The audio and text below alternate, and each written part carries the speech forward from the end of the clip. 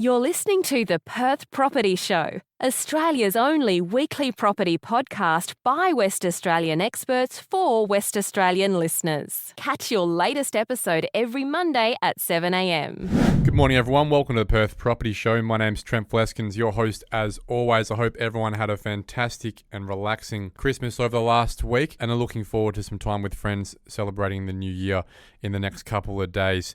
And what a year it has been. 2024 has seen us powering ahead in Western Australia with price growth. It's a polarizing thing, really, when you think about it. Those who own property increasing their wealth every day, on paper at least, and those without property falling behind further and further as they continue that search for the perfect home, the perfect investment property, or simply just being beaten at the post by those a little more desperate than them to make that transaction.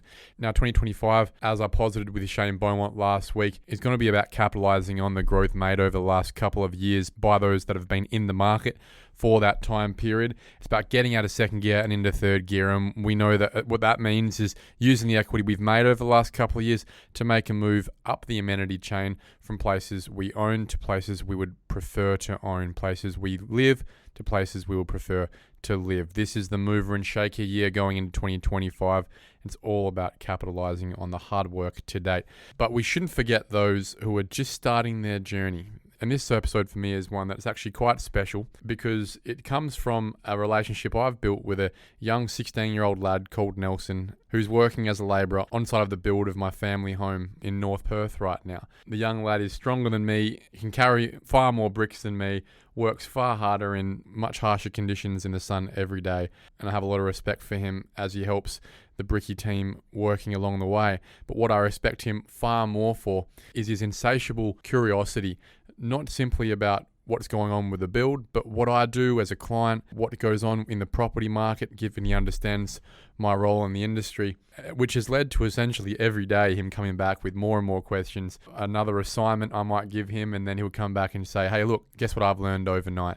And so what I did was give Nelson the challenge of having to think about his top 10 questions as a budding future property owner, property investor. He's 16 right now. If he keeps working over the next few years, he will be able to save that deposit to get into the market. As a 16-year-old, what are those top 10 questions you're thinking about with minimal context of the market to be able to make a smart move as quickly as possible? And I know that when I was 16, I certainly wasn't thinking about these things at all. I was thinking about playing soccer, getting on the PlayStation, hanging out with my mates. So I have a lot of respect for you, Nelson, and I think there's a lot of guys out there listening to this podcast, whether they're 16 or 18 or 25 or even 35, who are extremely curious, want to learn, and are listening to this podcast because of exactly that. They want to extract as much information for their own journey along the way. So these are Nelson's top 10 questions. I hope they relate to a lot of the many thousands of listeners that listen along every week, and at the very least will put a smile on your face listening to the questions coming from a young lad looking to learn. At the very best, should round out a lot of the knowledge that you've already got along your journey wherever you are as a listener and property investor in WA. So the first question Nelson asked me was, what is the importance of depreciation when picking a house to buy when buying an investment property? Nelson, really interesting one. We hear a lot about depreciation, especially from property spruikers, because they try and essentially align the idea of saving on your tax with buying a property. Sometimes you hear people say, I need to buy a property because I'm paying too much tax. This is a total misnomer. It's a total misunderstanding about how negative gearing and depreciation and all of these things work. But I'll speak directly to depreciation. The reason we can claim depreciation as an expense, as something that reduces our taxable income on that property at the end of a financial year, is because assets depreciate when you buy, whether it's a house or it's a car in the business or it's a computer. All these assets at some point in time will reach the end of their useful life, and so you're allowed to use an accounting book method that essentially writes down the value of these assets every year, which you can claim as an expense against the income that you've got. So, for example, you can claim depreciation on a brand new house. You can't claim depreciation on a second-hand house. Now, you used to be able to do that, but a few years ago, the ATO tied up that loophole, made that environment much tighter, and we've heard about that in an episode with Carlo Bordi back in the day. You can look up depreciation and negative gearing and those keywords in our podcast search, and you'll be able to learn more about that. But I'll make it clear again, You can't claim depreciation on the house when it's a second-hand house you bought. You can only claim depreciation on a new house or a new upgrade within that property. Now, what it does, for example, if you have a new house, you might be able to claim depreciation to the value of $20,000 in that year. If your marginal tax rate that year is 30%, then what that will do will reduce your tax bill by $6,000 that year. And that's why people say, oh, I'm paying too much tax, I'm going to go buy a negatively geared property, because what they want to do is attribute those book value losses to their current tax so they're paying less tax. But what they're really doing at the end of the day is they're making losses. Now, the real kicker here about depreciation is as you depreciate the property over the years, let's say after 10 years you depreciate the property by $100,000, that reduces your capital cost base by $100,000, so that when you sell the property for, let's just say, even the same price that you built it for, you actually now have made a capital gain, and you have to go and pay tax. Essentially, the ATO sees that as a profit, even though you haven't made a profit in terms of what you paid for it to what you have sold it for. But because you've been writing down the value of it, you then have to go and essentially pay that tax back. And I see that as a bit of a rort. Most people think, oh, I'm making all this money. At some point in time in the future, as long as you sell that property for more than what the written down book value of your house is, you will pay that depreciation back, essentially, by capital gains. The only benefit you might get is that that capital gain might be discounted by 50% if you've owned the property for over 12 months. So that's how it works. That's the importance of depreciation. As investors, we all claim it, but it's not as beneficial as people would have you think. Question 2. What do you need to start in terms of capital when looking to buy a house? Now, let me assume you're looking to buy an investment property that is worth the median house price, and let's say that median house price is currently $730,000. What you would need to do as capital is you need to have enough for the deposit for the home, as well as stamp duty costs. Now, if you're going to be paying for a property that's over $450,000, the state government's currently, and I can't believe they are getting away with this socially, they're currently charging first home buyers for the stamp duty all the way up from $450 all the way up to the median house price. It ratchets up to $600,000, and then when you're up to $730,000, you are paying full stamp duty like the rest of us second and onwards owners, and that stamp duty on $730,000 is around $35,000. So not only do you have to pay a deposit, which will generally be 20, 10, 5, 2%, depending on the loan type that you get of the value of the house, you also have to pay $35,000 in stamp duty for nothing, just to give the government that money. So if you're looking to get an 80% loan with a regular bank as a first home buyer, you'll need to pay the 20% of $730,000, being $146,000. Then you'll also have to pay the $35,000 in stamp duty. So you're currently sitting at $180,000 if you were to get a regular 80% loan to value ratio loan and not pay LMI.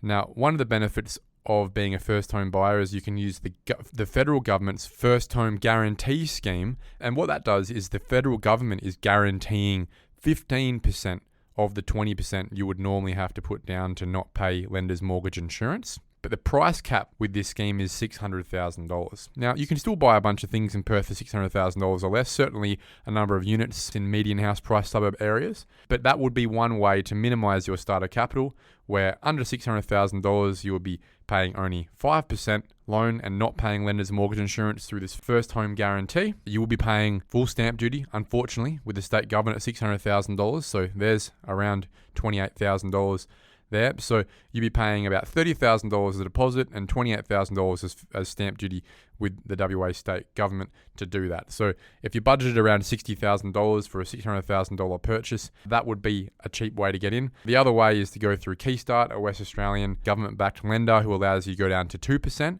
but their interest rates are pretty outrageous, and I would certainly think twice about going down that path. If you only have 2% to buy a house, I'd probably suggest you should learn to save a bit more first, manage your money a bit better first, and get to at least that point where you can buy a property with a 5% deposit through the federal government's first home guarantee scheme. You'll be paying the same interest rates as everyone else as well, which is a real win for young people looking to budget on generally lower incomes. Question 3. And this is a very good segue. What is LMI and what is the importance of it? So LMI, as I said, is lender's mortgage insurance. And what that is essentially if you go through a regular bank and don't use the first home guarantee scheme that we just spoke about, and you're looking for a loan that's more than 80% of the value of the house you're buying, then the banks need to take out a insurance policy on the risk that you pose to them. It's called lender's mortgage insurance. They make you pay the premium for that insurance policy. And that policy generally, as you scale from a 20% deposit to less and less and less, you'll be paying more and more and more of a premium. That may be anywhere from $5,000 if you're at 18% and you just couldn't get there, all the way up to at least $20,000 when you get closer to 5% and you're not using the federal government's first home guarantee scheme. To be honest, I would suggest the best path forward here is find a property that you can buy under $600,000 and use the first home guarantee scheme so you don't need to pay lender's mortgage insurance. It's a great policy that the federal government has right now. Question number 4, what makes a property a good property? Well, that's a very broad question, but what I'll do is I'll speak purely of the house because I'm sure there'll be a question soon about the where. So what makes a good house that you're buying? One, it needs to check out strongly from a building inspection point of view. The last thing you want is a property that's going to cost you tens of thousands of dollars every year because it's a lemon and it hasn't been built right or it hasn't been maintained right. Generally, a good way to minimize that risk is to start with a house that's double brick.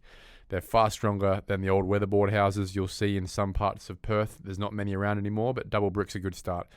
Secondly, you want to make sure that your building inspector is very strongly checking a couple of things. One, the strength and structure of the roof. 2, for any damp or moisture coming out of the back of showers, any sort of wet areas, laundries, those can be a real pain. And 3, there is a risk these days of properties that have been built in the early 2000s to mid 2010s that have used a certain type of water piping, a plastic water piping that seems to be breaking all through Perth. So if I was buying a first home these days, it would be one that'd probably be in the 90s. I believe those homes were built the strongest of all that we've had in the last few decades.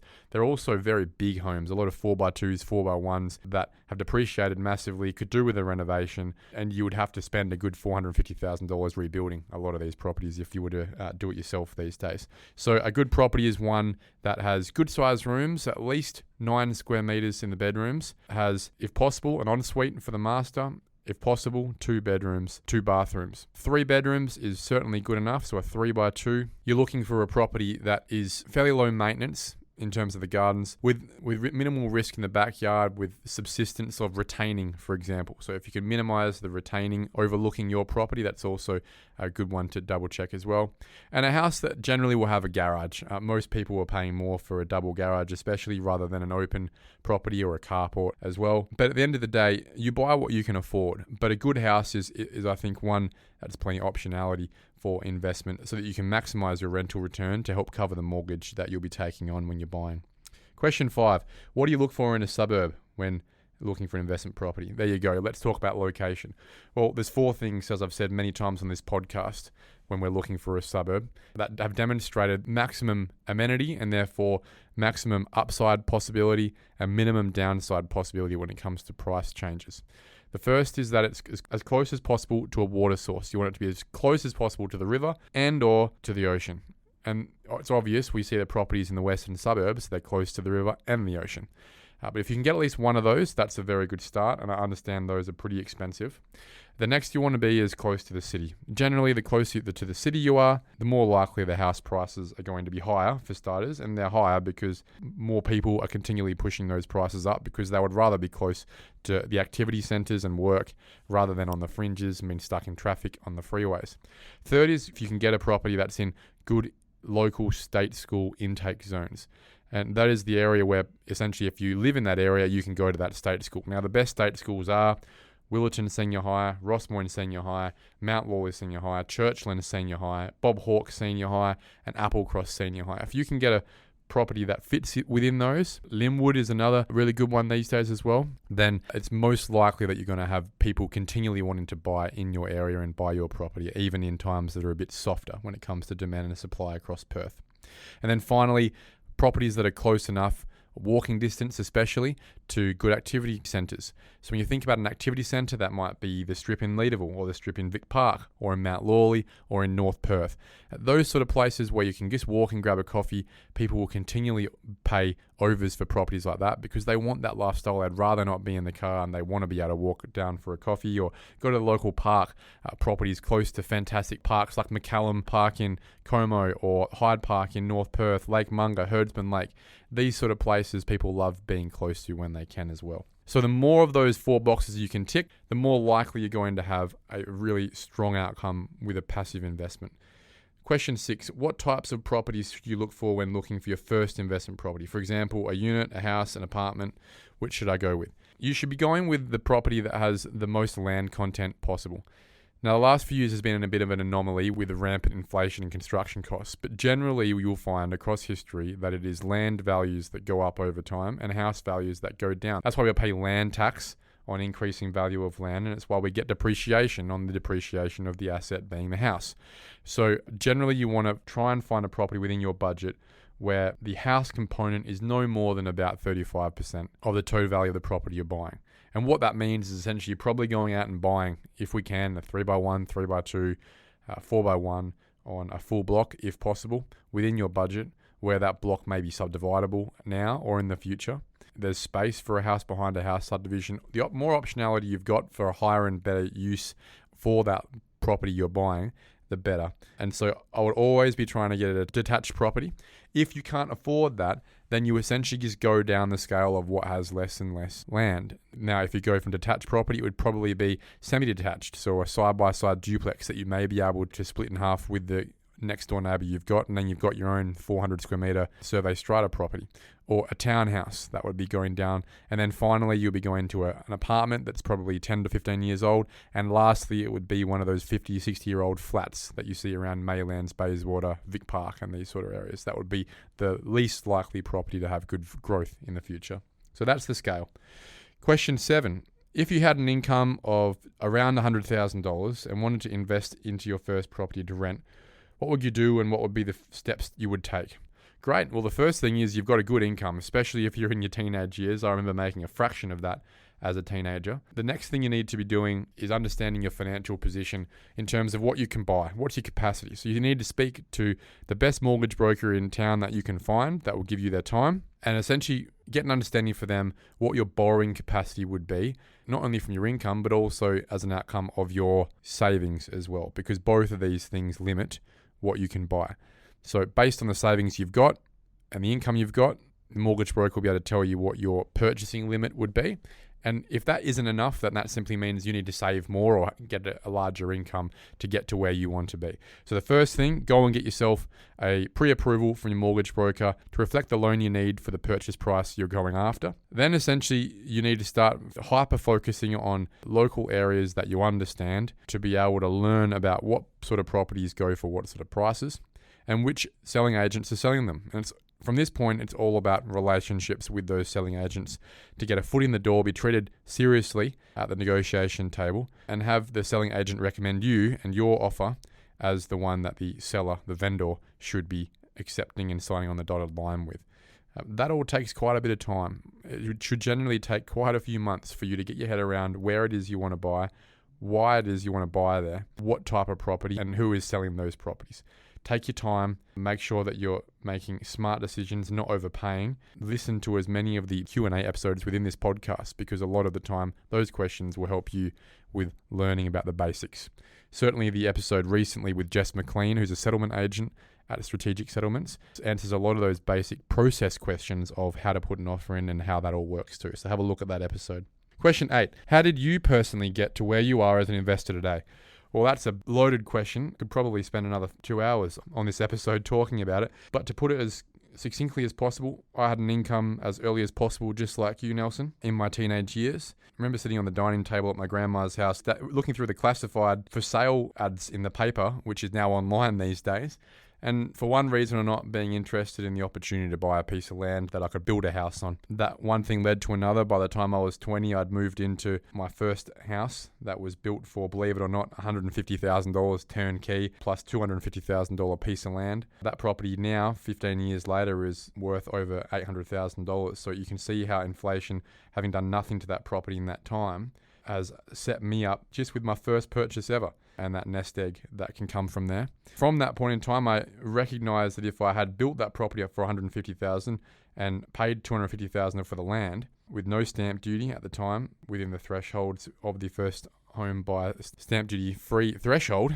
which is obviously not realistic these days, the property would be worth $550,000 at the time, and I could refinance some of that equity into buying my next property. That was a property that I wanted to do my first small-scale subdivision in Balga, and it was only $360,000 at the time. And from there, progressed on, learning as I did from small-scale subdivision, retain and splits onto triplexes, and larger projects. I then started a business helping other people do that, as not many people were offering it in WA at the time. And over the course of the last 7 years, we've completed over 100 projects for other clients. And now I am back essentially managing my own projects in the more commercial and industrial space these days. So what I would advise is take one step at a time, never bite off more than you can chew, and always focus on mitigating risk before making profit. The things we do in property development or in property investment simply is solving problems for society, and so it should inherently be profitable as long as you can understand where your risks are and mitigate those so that you don't end up losing money, because it's very hard to move forward, especially when you're young, when the first couple of investments end up being a bad one. That's a summary quickly of how I've gotten from being a teenager, where you are at the moment, through the ranks, taking all those steps over the years to now being in much larger projects that are not in the residential space these days. Question 9, what are the biggest and most common problems you can face when investing, and best contingencies to prevent and mitigate those problems? Great thinking. Segues just from what I was saying before on making sure we understand our downside risks. So what are the biggest and most common problems you can face? Well, the first one would be buying a lemon, a property that has more maintenance issues than income possible coming in. And the best way you start to mitigate that is to take your parents, take your building inspector, and do everything you can to make sure the property you're buying has the least structural issues or even cosmetic issues as possible. Because cash flow is king, especially when you're young. We understand that every $100 matters, especially in your teenage years. The next thing you would be doing is making sure you can manage your cash flows. If you don't think that with the rent coming in, you'll be able to pay the mortgage, then you'll be in a seriously painful position when it comes to cash flow, and you won't be able to hold that property. Buying and selling property is very expensive. The transaction cost of doing that is expensive. So you want to make sure that you can afford, with a bit of fat both ways, to buy and hold the property you're about to have a bit of a buffer if, for example, a tenant moves out and moves back in, so that you're never really in financial stress along that journey of owning the property. And then really the more complex an investment strategy you have, it might be renovation, it might be subdivision, it might be further development, the more you need to understand all of the risk factors, all of the things that could go wrong practically, financially, from a planning perspective, so that you've got backup plans. And generally, if you can't quantify your upside, you don't really know exactly how much you're going to make, but you just know it's a good idea, then you really need to make sure you can understand and cost out your downside, and whether you can afford to hold a property if you had delays, or afford to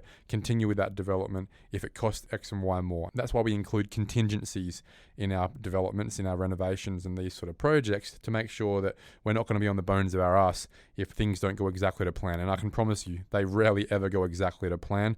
It's about being able to pick the right property at the right time with the right strategy to make sure you've got as much fat as possible to cover those situations where it doesn't go exactly to plan. Finally, how did you get to where you are personally today?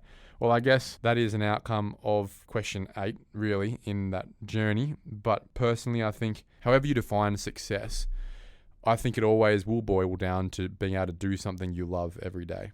And I'm very lucky I'm in a position where I'm able to work in an industry and do things within that industry that I love. It took me luckily until I was 25 and no later to figure that industry out and that work out.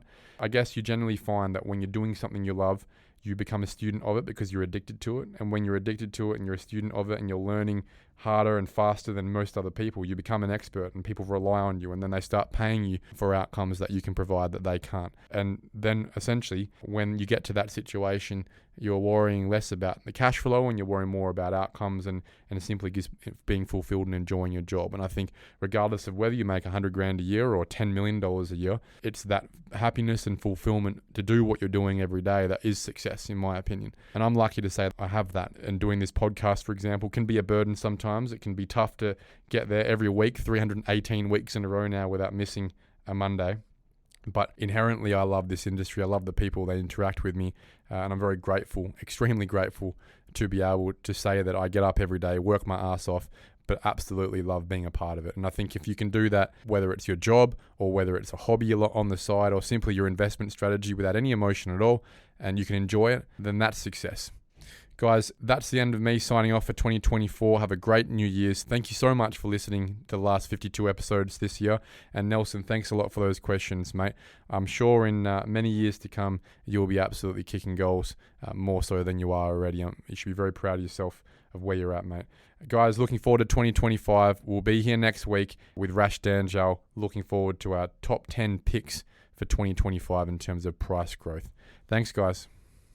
Thank you for listening to another episode of the Perth Property Show. If you've only just joined the conversation, you can catch up by heading over to our website, perthpropertyshow.com.au, subscribing to the podcast, or joining our Facebook page. Don't forget to tune in next Monday at 7 a.m. for more expert insights, local analysis, and suburb spotlights. Happy hunting!